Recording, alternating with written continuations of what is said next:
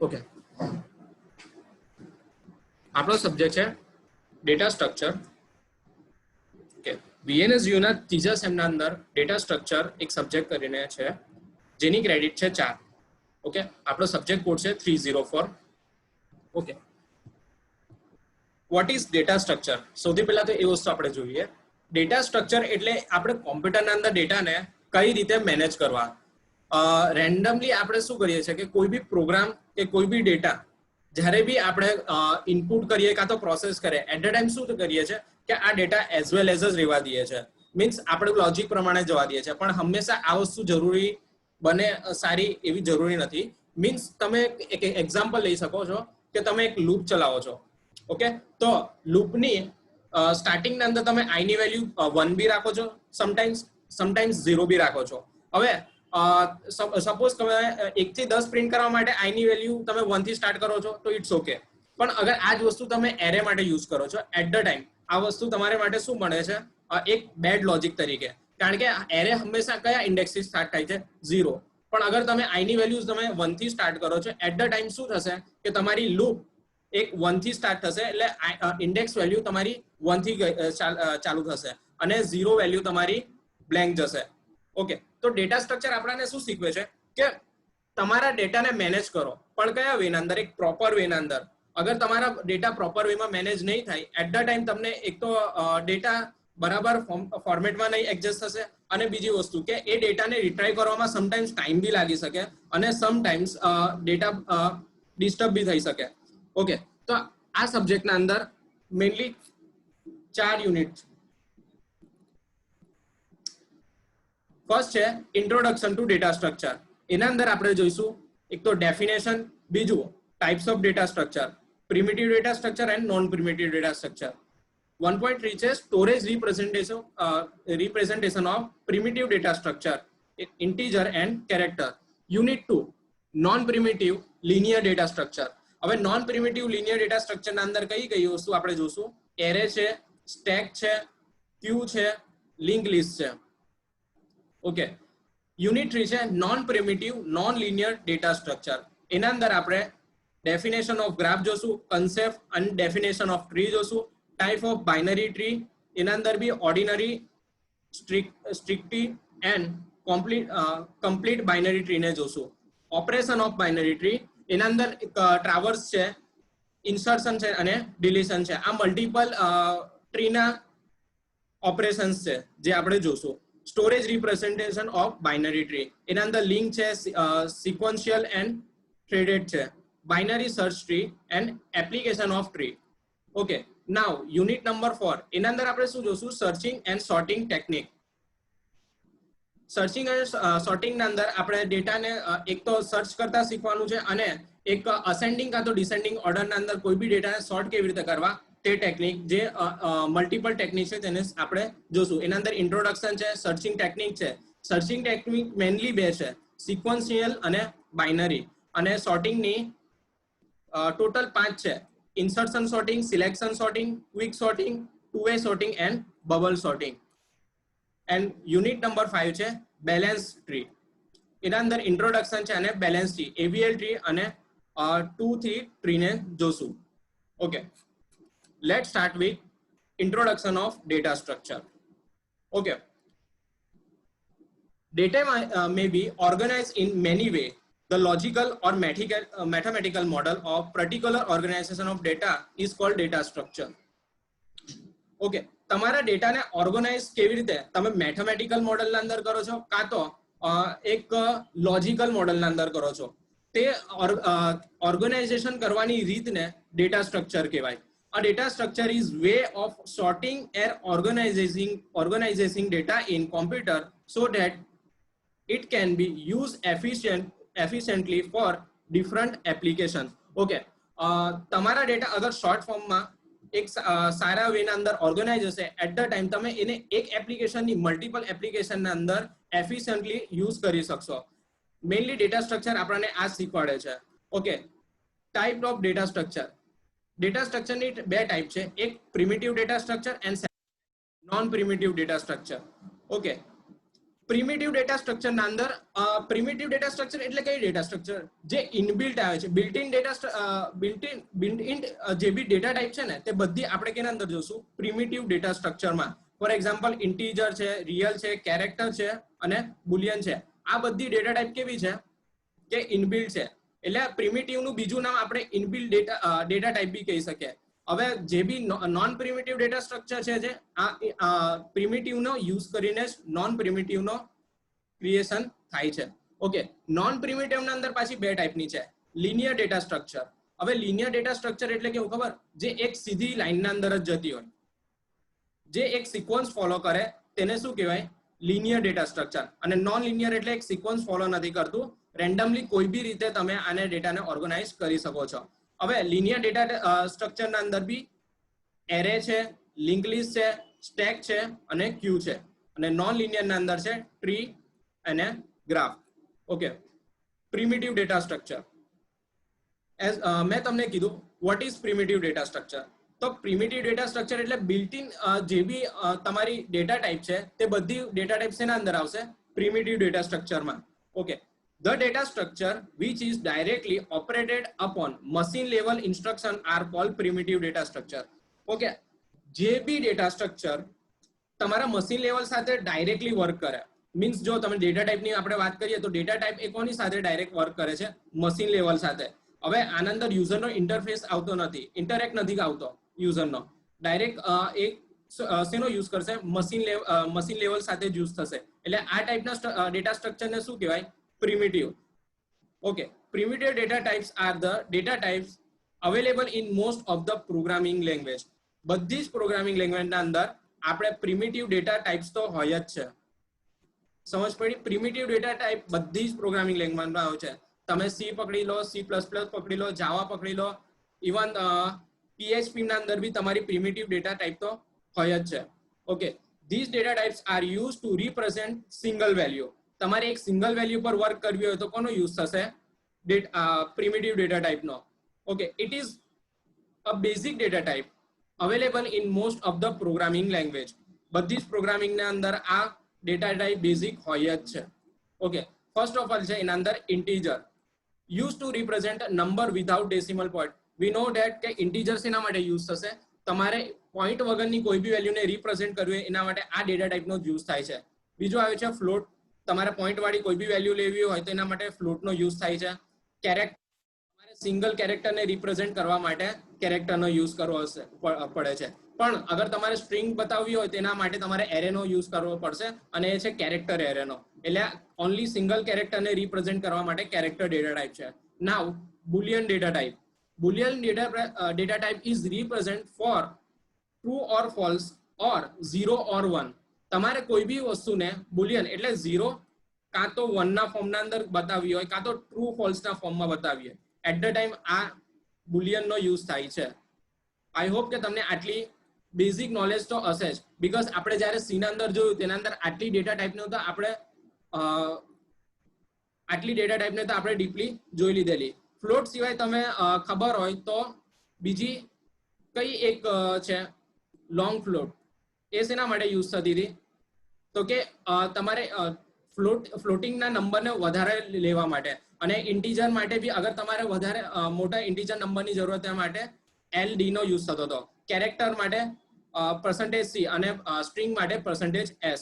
બુલિયનના અંદર તમે ખાલી 0 અને 1 બતાવી શકો છો. Okay, non primitive data structure. The data structure which is derived from primitive data structure is called non-primitive data structure. Okay, હવે નોન પ્રિમિટિવ ડેટા સ્ટ્રક્ચર એટલે કેવી ડેટા સ્ટ્રક્ચર, મેઇનલી પ્રિમિટિવ નો યુઝ કરીને આપણે જે બી ડેટા સ્ટ્રક્ચરનો ક્રિએશન કરીએ તેને non primitive કહેવાય. આનું એક બેસ્ટ એક્ઝામ્પલ છે એરે. એરે કોઈ ડેટા ટાઈપ છે નહીં, એ તો આપણને બધાને ખબર છે. એરે એકચ્યુઅલી શેના યુઝથી બને છે કે પ્રિમિટિવ ડેટા ટાઈપ છે તેનો યુઝ કરીને આપણે એરે બનાવીએ છીએ. હવે એરેના અંદર શું છે કે array is a collection of variable with same data type. Means એક જ ડેટા ટાઈપના મલ્ટિપલ વેરિયેબલનો યુઝ એટ ધ ટાઈમ આપણે કોનો યુઝ કરશું, એરેનો. એવી જ રીતે આના અંદર કોઈ બી એક ડેટા ટાઈપનો યુઝ કર્યો. આ ડેટા ટાઈપ શું હશે તો કે પ્રિમિટિવ ડેટા સ્ટ્રક્ચર છે. કેમ કે આપણે જોયું તે હિસાબે આ જો જેટલી બી ડેટા ટાઈપ છે તે બધી શેના અંદર આવે છે, પ્રિમિટિવ ના અંદર. અને પ્રિમિટિવ ડેટા ટાઈપ છે તે બધી મશીન સાથે ડાયરેક્ટ ઇન્ટરેક્ટ કરે, જ્યારે કે નોન પ્રિમિટિવ જેટલી બી છે તે યુઝર પોતે ક્રિએટ કરે છે. મીન્સ તમે જ્યારે બી યુઝર પોતે કોઈ બી ડેટા ટાઈપ ક્રિએટ કરે તે બધી નોન પ્રિમિટિવ ડેટા સ્ટ્રક્ચરના અંદર આવશે. Okay, this data structure is not directly operate upon machine level instruction. Okay, મેં તમને પહેલા કીધું. હા, okay, this data structure is not directly operate upon machine level instruction. Means આ ટાઈપના જેટલા બી ડેટા સ્ટ્રક્ચર તમે ક્રિએટ કરશો તે મશીન લેવલ આસે ડાયરેક્ટ ઇન્ટરેક્ટ નહીં કરે, બીકોઝ આ તમારી ઇનબિલ્ટ ડેટા ટાઈપ નથી, આ યુઝર ડિફાઇન્ડ ડેટા ટાઈપ કહેવાય એક તરહની. એટલે મીન્સ આ ટાઈપની જેટલી બી તમે કોઈ બી ડેટા સ્ટ્રક્ચર ક્રિએટ કરો તે મશીન સાથે ડાયરેક્ટલી ઇન્ટરેક્ટ નહીં કરે, તમારે પોતે એને ક્રિએટ કરવી પડશે. There are two types of non-primitive data structure: linear data structure and non-linear data structure. Okay, first of all તો linear એટલે એક સ્ટ્રેટ ફોરવર્ડ જે બી કોઈ વસ્તુને આપણે રિપ્રેઝેન્ટ કરવી હોય એનો મીનિંગ અહીંયા linear તરીકે લઈ શકે. હવે એરે છે તે એક જ સિક્વન્સના અંદર જાય છે, મીન્સ એનો ઇન્ડેક્સ ક્યાંથી શરૂ થાય કે 0 1 2 3 4 5 એઝ વેલ એઝ આના અંદર આવશે સ્ટેક છે, ક્યુ છે, લિંક લિસ્ટ છે. આ બધી જેટલી બી ડેટા આપણે ડેટા સ્ટ્રક્ચર ક્રિએટ કરશું તે શેના આવશે, લિનિયરમાં. અને નોન લિનિયર એટલે કોઈ એક સિક્વન્સ ફોલો નહીં કરે, કોઈ આપણે રેન્ડમલી કોઈ બી ડેટાને સ્ટોર કરવા અને ઓર્ગેનાઇઝ કરવા માટે નોન લિનિયરનો યુઝ થશે. ઓકે, એના અંદર જોઈએ first of all linear data structure. Okay, linear data structure travels the data element sequentially. Okay, અહીંયા ડેટાને જેટલા બી તમે ટ્રાવર્સ કરવા માંગો એટલે મીન્સ એક પછી એક ડેટાને એક્સેસ કરવું એટલે એને ટ્રાવર્સ કહેવાય. તો અહીંયા જેટલા બી ડેટાને તમારે એક્સેસ કરવા છે તે કેવા થશે, સિક્વન્શિયલી થશે, કોઈ રેન્ડમલી ડેટાને તમે યુઝ નહીં કરી શકો. Okay, in linear data structure only one data element can directly be reached. It includes array, linked list, stack and queue. આના અંદર કઈ કઈ વસ્તુ આવે છે, એરે આવે છે, સ્ટેક આવે છે, ક્યુ આવે છે અને લિંક લિસ્ટ આવશે. ઓકે, એરે શું છે તો array is a collection of element. It is used to mathematical problem like matrix, algebra, etc. Each element of an array is referenced by subscript, variable or value called subscript or index enclosed in parenthesis. Okay, array નો concept તમને ખબર હશે કે array શું છે, કે એક સાથે મલ્ટિપલ વેરિયેબલનો તમારે યુઝ કરવો છે. એટ ધ ટાઈમ તમે એરેનો યુઝ કરી શકો છો. ઓકે, આનો એક એક્ઝામ્પલ આપણે પ્રેક્ટિકલી જોઈ લઈએ.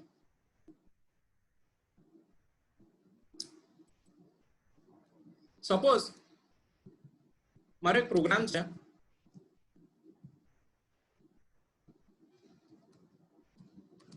Store data. તો મારે ફર્સ્ટ ઓફ ઓલ બે લાઇબ્રેરી ઇન્ક્લુડ કરાવવી પડે.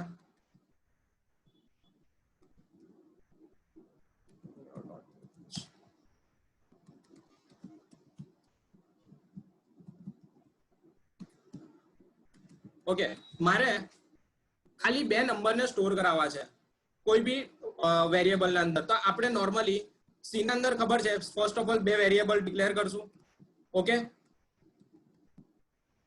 પછી ડાયરેક્ટ વેરિયેબલની વેલ્યુ આપી દેશું.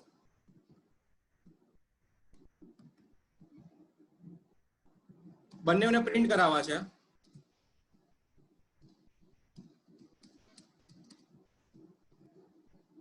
આપણો નોર્મલ વે છે જે આપણે ખબર છે.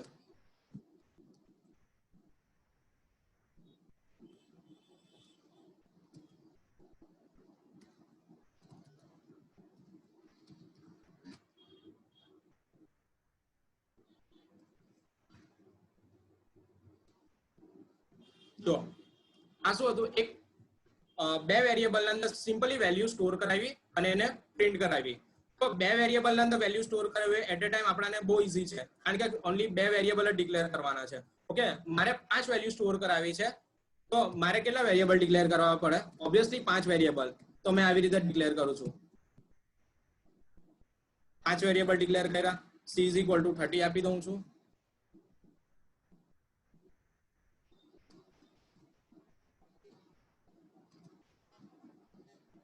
D is equal to 40 and E is equal to 50. Okay, now again મારે પાંચ વેરિયેબલની વેલ્યુને પ્રિન્ટ કરાવી છે, તો ફરીથી નોર્મલી આપણે આવી રીતે કરીએ છીએ બીકોઝ અહીંયા નંબર ઓફ વેરિયેબલ બહુ લો છે. જો તો આપણે 5 વેરિયેબલના અંદર વેલ્યુ સ્ટોર કરાવીને એને રિપ્રેઝન્ટ કરવા ઈઝી છે, પણ મારે 10 વેરિયેબલ લેવા છે, તો ફરીથી મારે ABCD EFG 10 સુધી લેવું પડે. તો મારે એ વસ્તુથી બચવા માટે આના અંદર એક કન્સેપ્ટ છે એરે. આપણને એરે ખબર છે કે એરે શું કરે છે કે એકથી વધારે વેરિયેબલની વેલ્યુને તમારે સ્ટોર કરવી હોય એના માટે તો શેનો યુઝ થશે? એરે. તો નોર્મલી એરેને રિપ્રેઝન્ટ કરવા માટે જસ્ટ સબસ્ક્રિપ્ટ બતાવવાનું અને તમારે કેટલા વેરિયેબલની જરૂર છે તે બતાવી દેવાના. મારે 10 વેરિયેબલની જરૂર છે તો મેં અહીંયા શું આપી દીધું? 10 આપી દીધું. તો મારે હવે આ બધાની કરવાની કઈ જરૂરત નથી. જસ્ટ સિમ્પલી ફર્સ્ટ A0 જેને એક વેલ્યુ આપી છે 10, પછી A1 વેલ્યુ આપી છે 20 એઝ વેલ એઝ તમારે જેટલા બી વેરિયેબલની વેલ્યુ આપી છે એવી રીતે અહીંયા આપી શકો છો.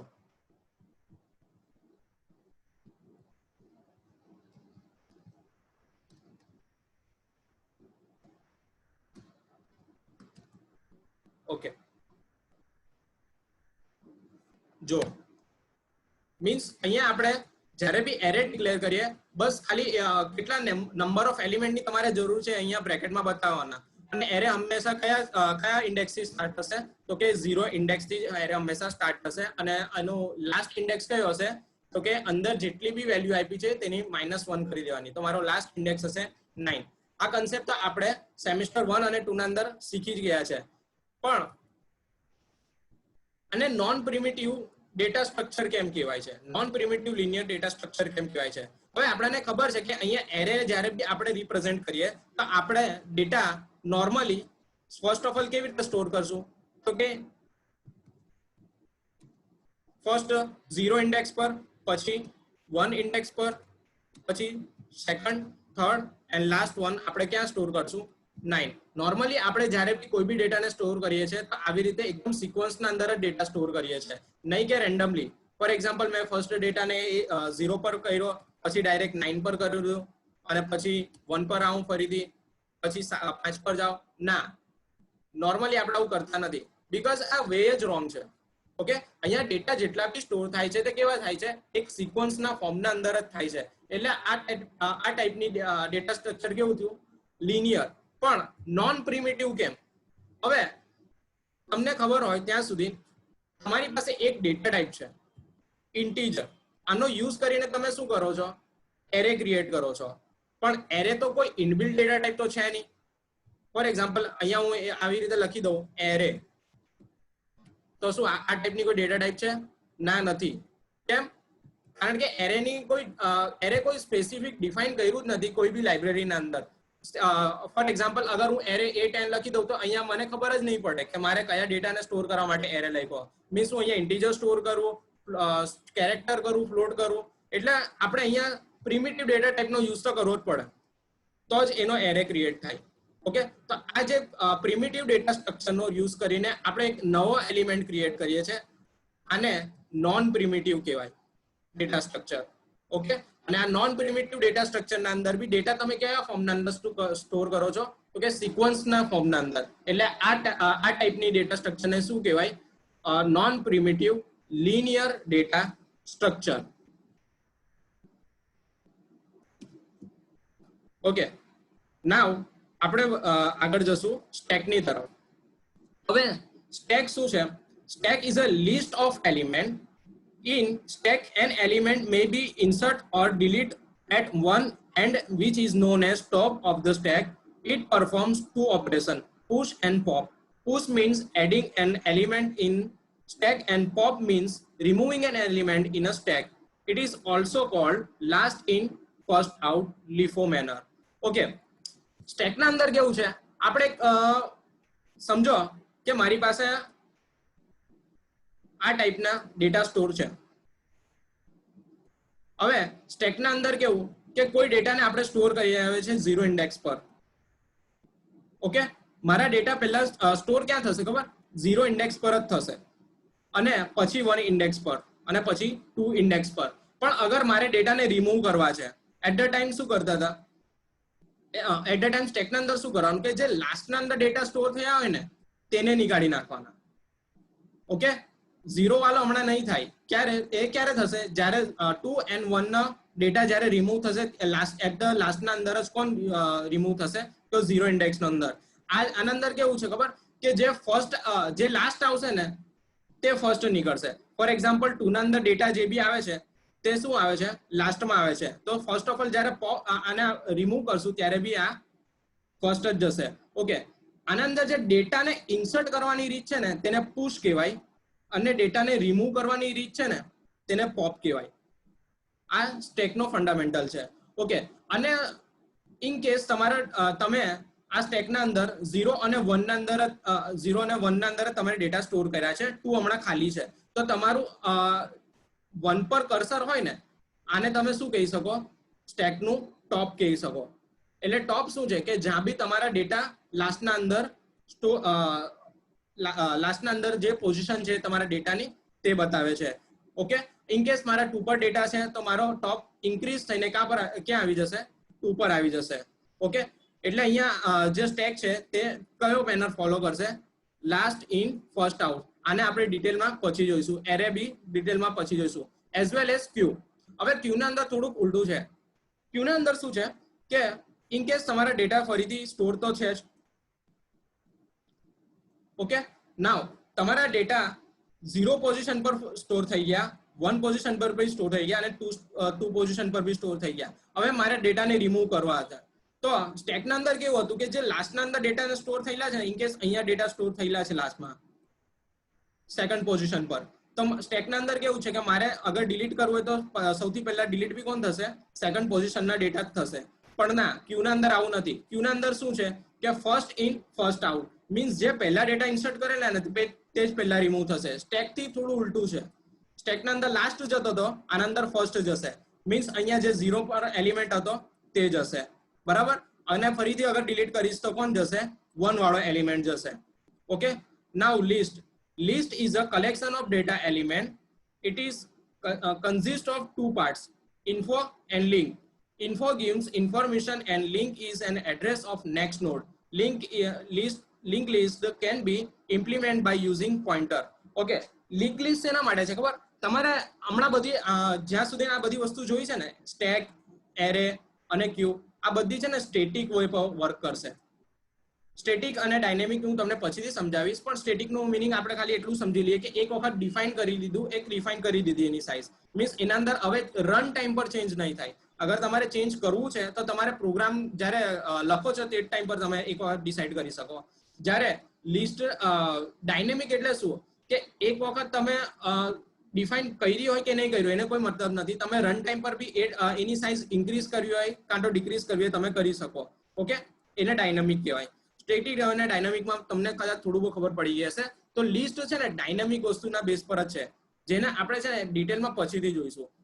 ઓકે, લિનિયર ડેટા સ્ટ્રક્ચરના અંદર આઈ હોપ કે તમને આ 4 વસ્તુ ખબર પડી ગઈ હશે.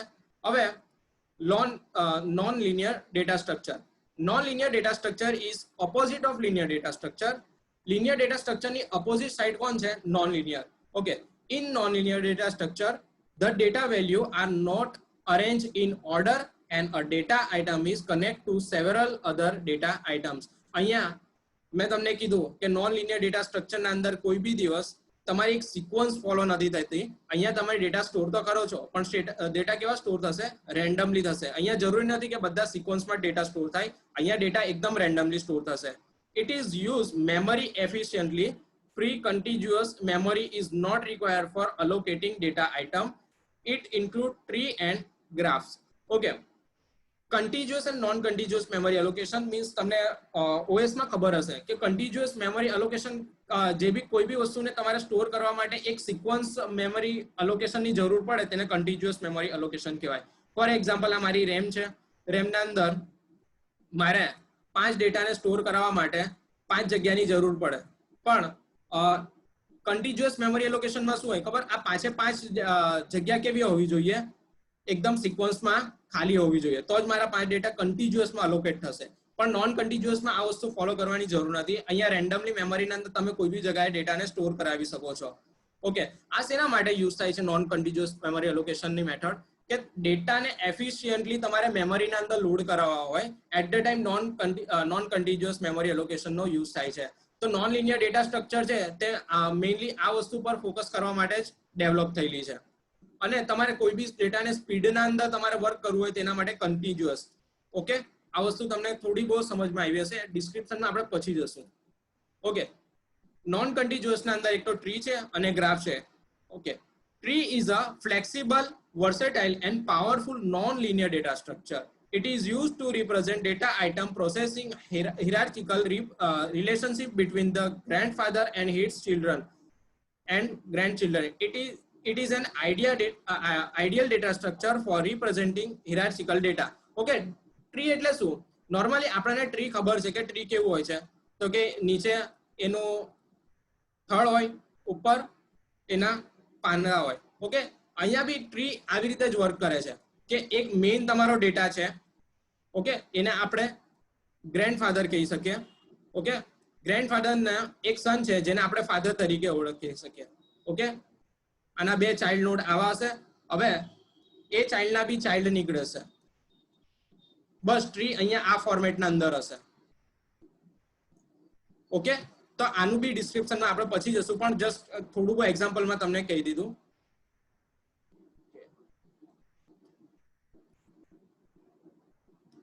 થોડું બહુ એક્ઝામ્પલ તમને આપી દીધો.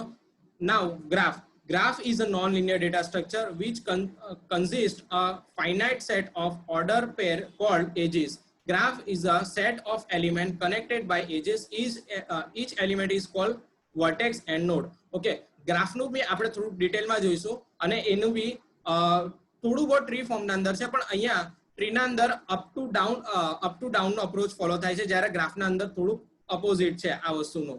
ઓકે, આઈ હોપ કે તમને લિનિયર અને નોન લિનિયરમાં અને ડેટા સ્ટ્રક્ચરના અંદર થોડું બહુ સમજ પડી હશે. ઓકે, નેક્સ્ટ લેક્ચરથી આપણે storage representation and primitive data structure વિશે વાત કરશું. અને તમને કોઈ બી ડાઉટ હોય તો તમે વોટ્સઅપ પર મને પૂછી શકો છો.